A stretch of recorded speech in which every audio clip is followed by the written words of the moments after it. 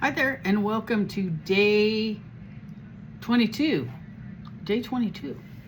of our video series Question Reframed. And today's question is, we just swiped our card and bought this new software. What's the fastest way to set it up?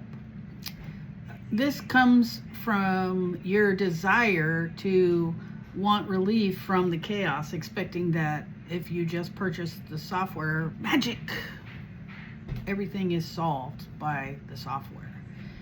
You want to be able to implement this solution like immediately, which makes total sense, right? Hey, I just laid down my cash for this. It's supposed to solve my problems. What's the best way to go about implementing this? But what you're doing is looking at the system as a solution to a problem that software doesn't solve.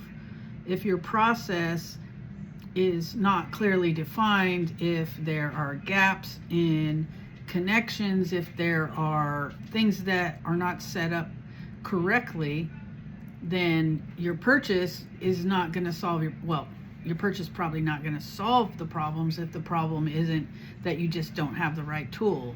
9 times out of 10, what happens is people think that the software is going to solve their crappy workflow problem. And I've seen it time and time again where people were trying to use software to solve a process problem or a people problem or something that it just wasn't meant to do.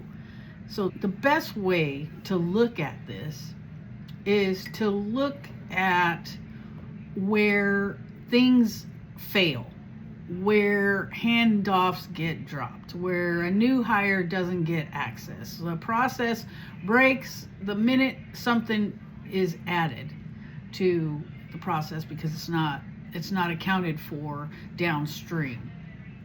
So when I'm looking at this, I'm looking for those types of stress fractures that create the chaos that you're having. So the question really isn't about speed. The better question is, what happens when something changes? What thing has to be accounted for that maybe you hadn't thought about before? So before you install anything, run a fire drill.